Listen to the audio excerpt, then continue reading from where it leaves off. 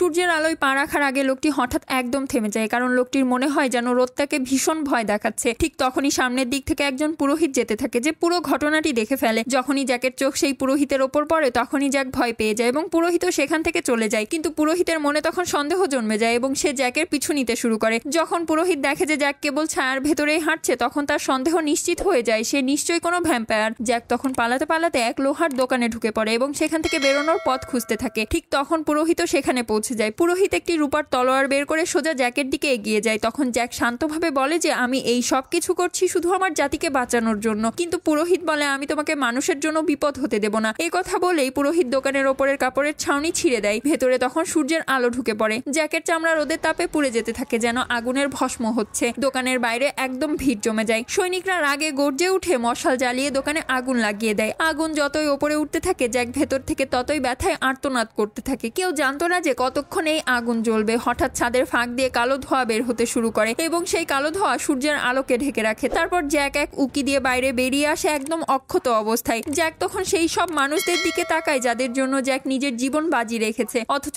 আজ তারা জ্যাকের দিকেই পাথর ছুঁড়ে মারে। জ্যাকের ভেতরে তখন প্রচন্ড রাগ জমে ওঠে, কিন্তু শুধু তার স্ত্রী তাকে বোঝাতে পারে। জ্যাক ধীরে ধীরে শান্ত হয়ে যায়। কিছুটা ঠান্ডা মাথায় আসার পর জ্যাক আপাতত সব ভুলে যাওয়ার সিদ্ধান্ত নেয়, কারণ শত্রুপক্ষের ব্রিটিশ সৈনিকরা ভয়ঙ্করভাবে এগিয়ে আসতে থাকে। তখন নিজেদের মানুষদের বাঁচানোর জন্য জ্যাকের সামনে একটাই পথ খোলা থাকে, তাকে ভ্যাম্পায়ার হতেই হবে। এটা ছিল 1500 শতাব্দীর মাঝামাঝি সময়, যখন ব্রিটিশ সাম্রাজ্য চারিদিকে যুদ্ধ জারি রাখে এবং ছোট ছোট দেশগুলোকে বোমা মেরে দমন করা হয়। তারপর সেনাবাহিনী শক্তিশালী করতে গিয়ে প্রতি বছর হাজার হাজার তরুণকে দাস বানিয়ে নেওয়া হয়, এমনকি তাদের ওপর নির্যাতন চালিয়ে যুদ্ধের প্রশিক্ষণ দেওয়া হয়। জ্যাকও তাদেরই একজন ছিল, কিন্তু সে সবার চেয়ে এগিয়ে থাকে। একবার জ্যাক একাই এক বিশাল সেনাদলকে পরাজিত করে ফেলে, কিন্তু পরে এই হত্যা এবং ধ্বংসযজ্ঞ তার কাছে ঘৃণ্য হয়ে ওঠে। তারপর জ্যাক নিজের দেশে ফিরে এসে তার স্ত্রীকে নিয়ে সুখের জীবনযাপন শুরু করে, কিন্তু সুখ বেশি দিন স্থায়ী হয় না। একদিন যখন জ্যাক গ্রাম পাহারা দিতে বেরিয়ে যায় তখন একটি কিশোর সৈনিকের হেলমেট নদীতে ভেসে আসতে দেখে এবং জ্যাক তখন দ্রুত তার সেনাপতিকে পাঠায় সেনাবাহিনীকে শক্তিশালী করার জন্য।